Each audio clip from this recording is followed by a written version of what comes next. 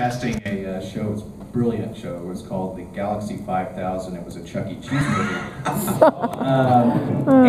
Part of the people, Chris had suggested a lot of people to come in and act in the Chuck E. Cheese costumes and wear the big heads and stuff and walk around.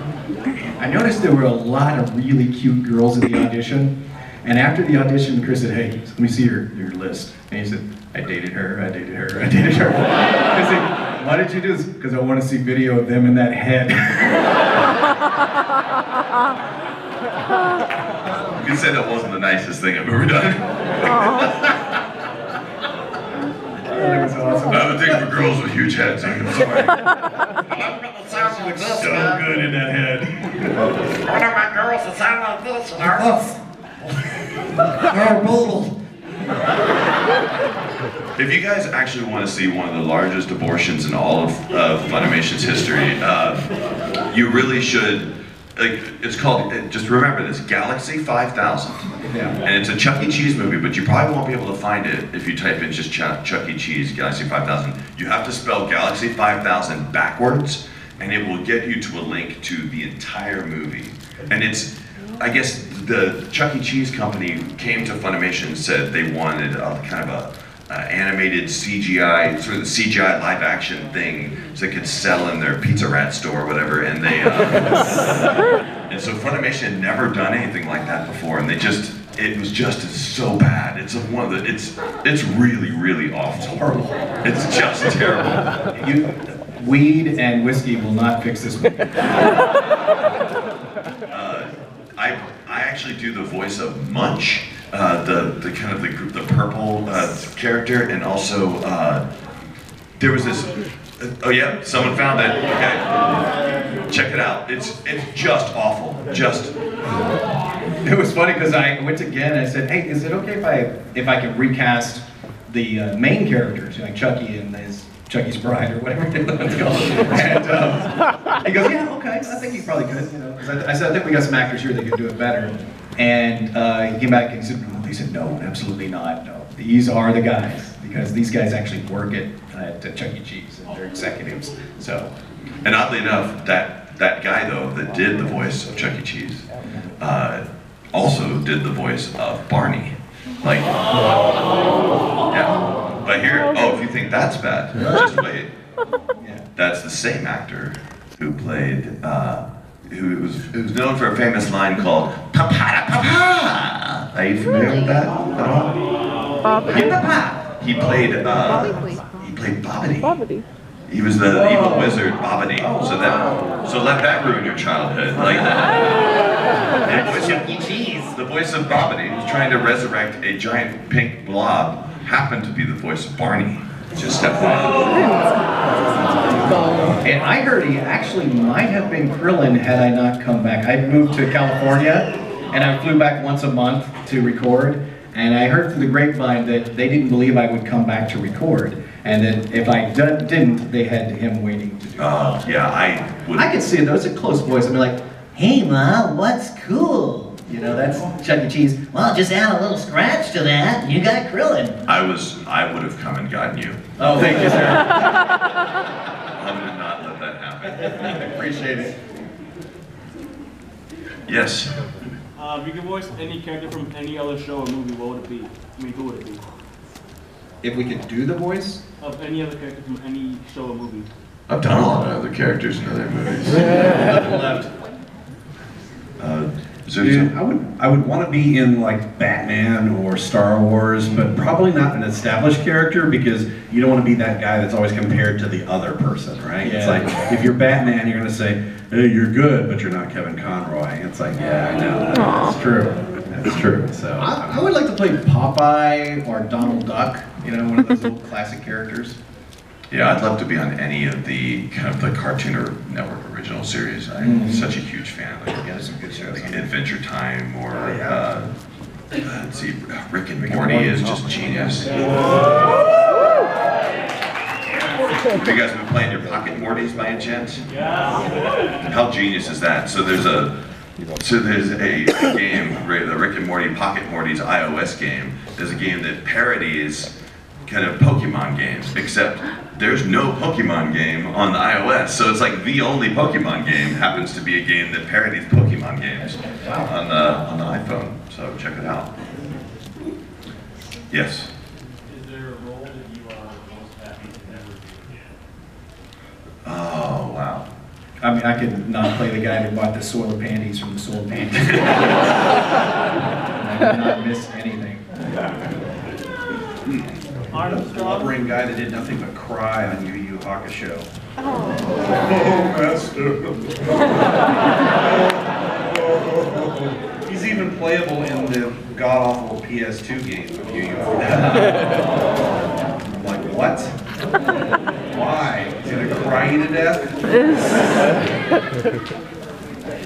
I'm having a hard time thinking. I mean, there was a character that I always dreaded doing in the Dragon Ball series and I only started doing this voice because the guy who was doing this voice, it was the voice of Ox King, right? He was originally voiced by this guy named Mark Britton. But then that guy left on a comedy tour and he left so suddenly. They were like, we gotta record this like today. So I was like, I'll do it. I'll just jump in there and get it done. Because he wasn't in the series very much.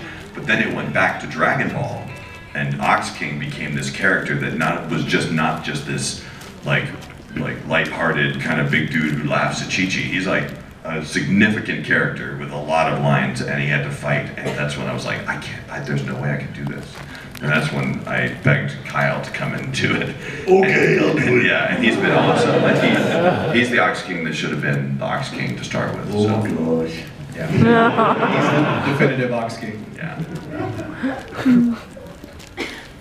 Was it hard to find replacements for, when you did Kai for like Kid Gohan and the original Frieza? Man, Chris Ayers, who did, we tried using Linda as the lady who played the original Frieza in Kai, but the problem is, Kai is written so much more like the Japanese version, that Frieza in the Japanese version has really long, fast, flowery dialogue, just a lot of fast dialogue. And that voice that Linda was having to do was this trick. What's his trick voice? It was down in her throat like this. And it was just, for her, it didn't sound anything like that, but for her, it was having to put on this really weird voice. And she literally could not, we tried. It was too difficult in that voice for her to actually deliver all that dialogue, and it would have been really hard. And Chris Ayers is one of my favorite anime voice actors, and he came in to do a Frieza audition, and he was amazing. So we used him because Chris can deliver crazy fast lines. With Stephanie, we just started using Colleen because she was more available at that time, and Colleen is just somebody I've always liked. She's a part of the universe. But I guess at the time we started doing Kai, I guess Stephanie Nadolny really wasn't around doing any work at Funimation at that time. So we just used people who were there and sort of available at the moment. Same with Bulma. Yes, and Tiffany had moved and stuff like that, the girl who played Bulma. So we were just the pace at which we had to record Kai was just so fast, we didn't have a lot of time to just fly a bunch of people in from all over the place to do it. So, room got really cold for a second. Way in the back.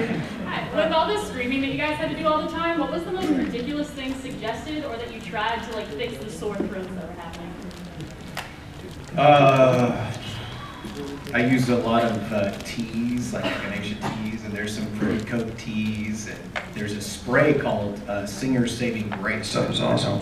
Really well, yeah. There's I'm wondering if you can actually remember the name of it. Injiampapokwa. Yeah. Oh yeah. It is. Chinese cough syrup. Type that in on Amazon. That works really well. It is amazing. And I also have halls on it. It looks and kind of tastes, it looks disgusting and it tastes really weird, kind of like strange medicinal honey kind of stuff, but it'll fix your voice real fast. Somebody just gave us 5 consecutive high fives in the air, back there. Which means We have time for one question. I think 25 more minutes actually. Yeah.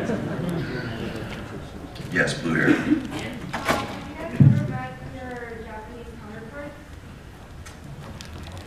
I wish.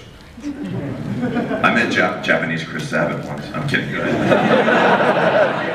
We've all met Masako Nozawa. Yeah. But I mean, that's not hard. I've actually met. I guess she's mine for Gohan. But I met the Japanese Piccolo and I met the Japanese Vegeta. I'm kind of friends with the Japanese Vegeta. I went to Japan once to teach a workshop at his studio in Japan for some of his students. He is part of his agent runs an agency and kind of voice actor school that he is the main teacher for. So I went over there. he's a singer too, right? He is a singer and a thespian. He wears like scarves. He's kind of like Japanese Troy Baker kind of. That's awesome. Yeah, dude. And we did meet Masako Nozawa. Here's just a quick funny story. It was after one of the movies, I think it was Resurrection F. They did their premiere of their movie in America instead of in Japan. They did it in California, which was really remarkable that they decided to have their world premiere of their Japanese show in Los Angeles, which was so impressive. Kyle was there, like Masako Nozawa was there, like they brought in Japanese Goku. And afterwards, I was kind of a last minute invite, but I kind of got invited to go to this dinner they were having that had Masako Nozawa at it. And a waitress came by and like, she was holding like some gyoza or something like that and like bumped it and a little bit of gyoza sauce got like on her shoulder. She's wearing like this really multicolored blouse. She couldn't even see it, except it was as if like they'd done something very bad. Then all of a sudden everybody gets like, oh, oh. And there were like literally a line of people with napkins ready to go like this. And they go, hurry, hurry, hurry, hurry. Not to get it off the Moscow, they treat her like absolute royalty. And she's very, very sweet and very, very energetic. Like really, really nice lady. So. Well, I think that's all we have time for. Sorry. Unless you have a question for Kyle, I'll spend the next 20 minutes. Yeah, but we're going to leave. Thank you guys so much for showing up. Thank you guys. We'll see you next time on Dragon Ball Z. I believe that Kyle and I are doing a signing at 6:30. So guys, and Sonny's there too. So if there's a way